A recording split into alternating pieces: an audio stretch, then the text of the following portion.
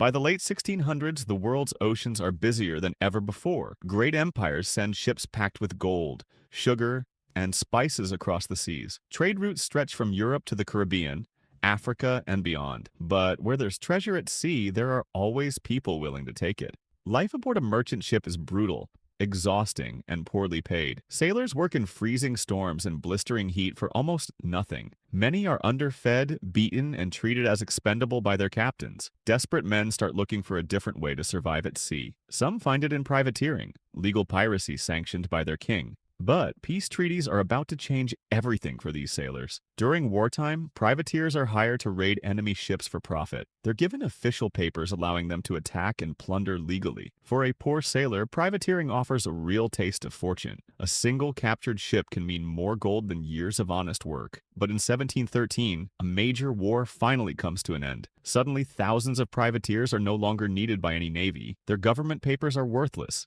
Their skills suddenly unwanted. Many are dumped in port towns with no job and no income. Skilled sailors, trained fighters, and desperate men are left with few options. Some quietly decide that the plundering doesn't have to stop. Without a legal license, raiding ships now means becoming an outlaw. Former privateers begin seizing merchant vessels on their own terms. They fly no official flag, only their own black banner instead. A pirate ship needs no king's permission to attack and plunder. Word spreads quickly through ports about easy prizes on the open sea. More desperate sailors abandon merchant ships to join pirate crews. Some captains treat their sailors better than any merchant vessel ever did. For many, piracy suddenly looks like freedom rather than crime. Small pirate crews begin forming along hidden coves and islands.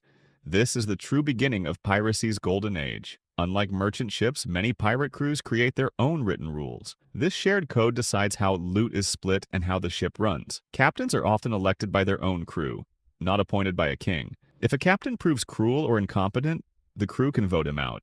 Injured pirates are sometimes promised compensation for lost limbs. Gambling and fighting aboard ship are often strictly forbidden. Loot is divided based on agreed shares, not the whims of one man. For its time, pirate life offers surprising fairness among the crew. This unusual system helps pirate crews stay loyal and organized. It's part of why piracy spreads so quickly across the seas. As piracy grows, a handful of captains become infamous across the world. One of the earliest is Henry Every, a former sailor turned pirate. In 1695, he captures a massive, treasure-laden ship near India. The haul is one of the richest single pirate captures in history. Every vanishes afterward, never captured, becoming a legend among sailors. His success inspires countless other men to try their luck at piracy. Soon, a new and far more feared name begins to spread: Blackbeard. His real name is believed to be Edward Teach, a skilled seaman. He commands a powerful ship called the Queen Anne's Revenge. Blackbeard understands that fear can be just as useful as force. Before battle, Blackbeard ties lit fuses into his thick black beard. Smoke curls around his face,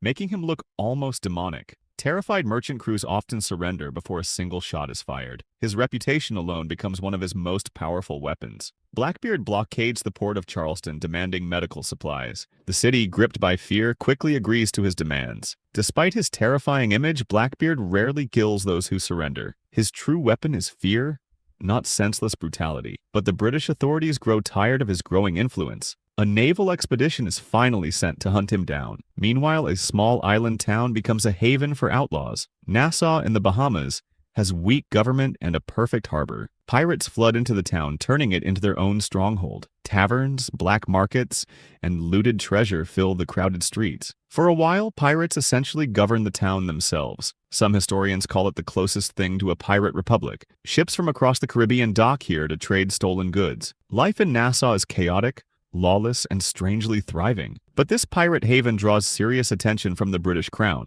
Authorities begin planning to shut the pirate stronghold down for good. Among the pirates of this era is Captain Jack Rackham, known as Calico Jack. He commands a small but daring crew across Caribbean waters. Aboard his ship are two remarkable women, Bonny and Mary Read. Both dress and fight alongside the men, hiding their identities at first. Only Bonny and Mary Red fight on, as most of the crew hides below. Across the Caribbean and Atlantic, pirate attacks disrupt trade constantly. Merchant companies lose staggering amounts of cargo and profit. Insurance costs for shipping rise sharply because of pirate threats. Some pirates even sail as far as the Indian Ocean for greater prizes. Wealthy trade ships heading to and from Asia become prime targets. Entire fleets sometimes travel together simply for safety in numbers. Coastal towns live in constant fear of a sudden pirate raid. Pirates become both feared criminals and strange folk legends at once. Stories of their exploits spread through taverns and print alike, but their disruption of global trade cannot go unanswered forever. Frustrated governments finally commit real resources to stopping piracy. The Royal Navy begins actively hunting down pirate ships and hideouts. Pardons are offered to pirates willing to give up their way of life. Some accept the offer, trading their black flag for a quiet life ashore.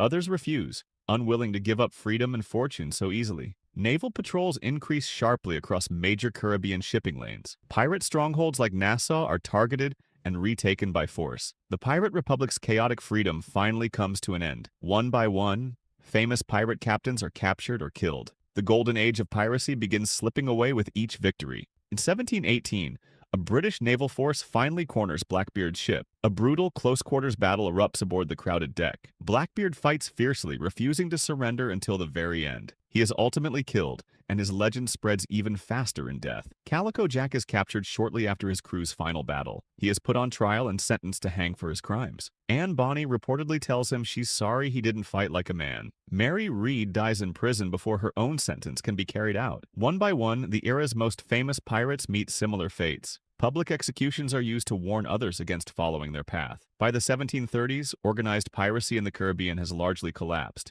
Stronger navies, better patrols, and harsh punishments finally win out. The romantic image of pirates begins forming almost immediately after. Books, plays, and legends transform outlaws into folk heroes. Tales of buried treasure and daring escapes capture public imagination. The real history is messier, brutal, desperate, and often short-lived. Still, the pirate code's fairness leaves a surprising historical mark. Ideas about shared power and elected leadership feel oddly ahead of their time. The Golden Age lasted barely a few decades, yet its legend never faded. Centuries later, the world still can't stop telling stories about pirates.